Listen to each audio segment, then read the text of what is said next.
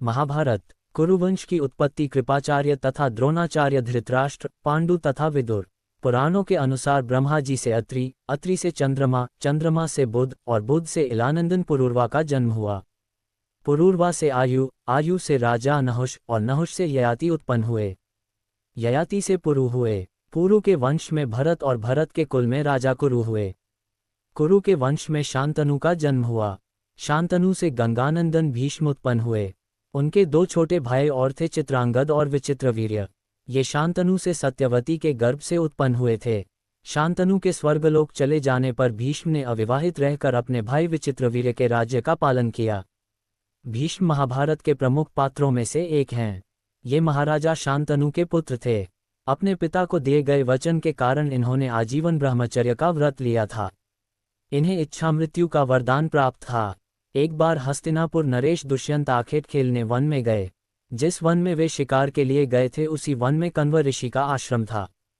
कण्व ऋषि के दर्शन करने के लिए महाराज दुष्यंत उनके आश्रम पहुंच गए। पुकार लगाने पर एक अति लावण्यमयी कन्या ने आश्रम से निकलकर कहा, हे राजन, महर्षि तो तीर्थ यात्रा पर गए हैं, किंतु आपका इस आश्रम में स्वागत है। उस कन्या को देखकर महाराज दुष्यंत ने पूछा, बालिके आप कौन हैं? बालिका ने कहा, मेरा नाम शकुंतला है और मैं कण्व ऋषि की पुत्री हूँ। उस कन्या की बात सुनकर महाराज दुष्यंत आश्चर्यचकित होकर बोले, महर्षि तो आजन्म ब्रह्मचारी हैं, फिर आप उनकी पुत्री कैसे हई? उनके इस प्रश्न के उत्तर में शकुंतला ने कहा, वास्तव में नर माता पिता मेनका और विश्वामित्र हैं। मेरी माता ने मेरे जन्म होते ही मुझे वन में छोड़ दिया था, जहाँ पर शकुंत नामक पक्षी ने मेरी रक्षा की, इसीलिए मेरा नाम शकुंतला पड़ा। उसके बाद कण्व ऋषि की दृष्टि मुझ पर पड़ी और वे मुझे अपने आश्रम में ले आए। उन्होंने ही मेरा भरण पोषण किया। जन्म देने वाला, पोषण करने वाला तथा अन्न देने वाला, ये तीनों ही पिता कहे जाते हैं। इस प्रकार कण्व ऋषि मेरे पिता हुए। शकुंतला के वचनों को सुनकर महाराज दुष्यंत ने कहा, शकुंतले, तुम क्षत्रिय कन्या हो। यदि तुम्हें किसी प्रकार की आपत्ति न हो तो मैं तुमसे विवाह करना चाहता हूँ। शकुंतला भी महाराज दुष्यंत पर मोहित हो चुकी थी, अतः उसने अपनी स्वीकृति प्रदान कर दी।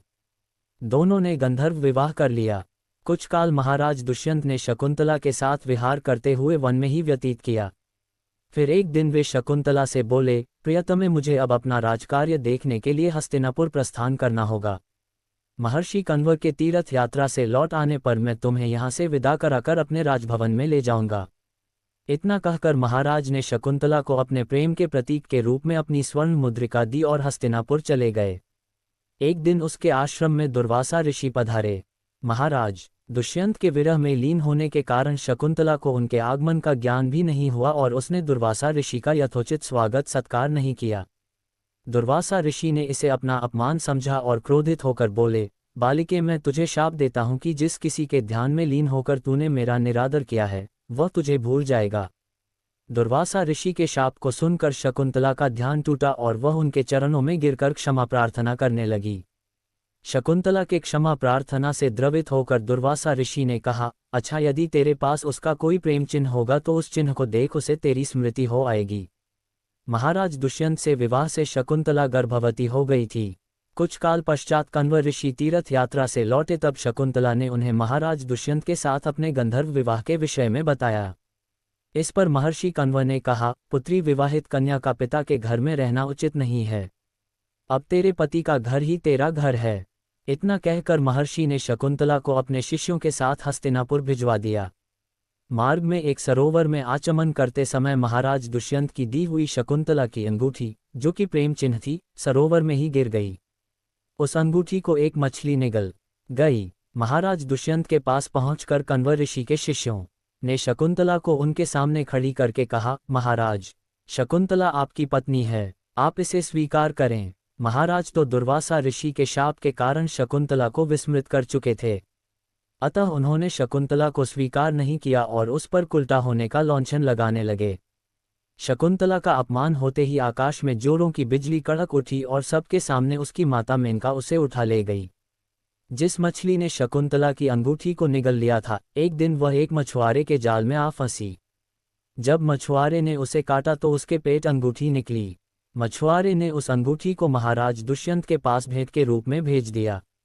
अंगूठी को देखते ही महाराज को शकुंतला का स्मरण हो आया और वे अपने कृत्य पर पश्चाताप करने लगे। महाराज ने शकुंतला को बहुत ढूंढवाया किंतु उसका पता नहीं चला। कुछ दिनों के बाद देवराज इंद्र के निमंत्रण पाकर देवासुर संग्राम में उनकी सहायता करने के लिए महाराज दुष्यंत इंद्र की नगरी अमरावती गए। संग्राम में विजय प्राप्त करने के पश्चात जब वे आकाश मार्ग से हस्तिनापुर लौट रहे थे तो मार्ग में उन्हें कश्यप ऋषि का आश्रम दृष्टिगत हुआ। उनके दर्शनों के लिए वे वहां रुक गए। आश्रम में एक सुंदर बालक एक भयंकर सिंह के साथ खेल रहा था। मेनका ने शकुंतला को कश्यप ऋषि के पास लाकर छोड़ा था तथा वह बालक शकुंतला का ही पुत्र था। उस बालक को देखकर महाराज के हृदय में प्रेम की भावना उमड़ पड़ी।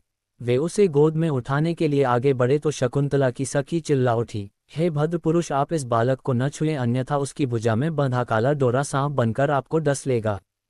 ये सुनकर भी दुष्यंत स्वयं को न रोक सके और बालक को अपने गोद में उठा लिया।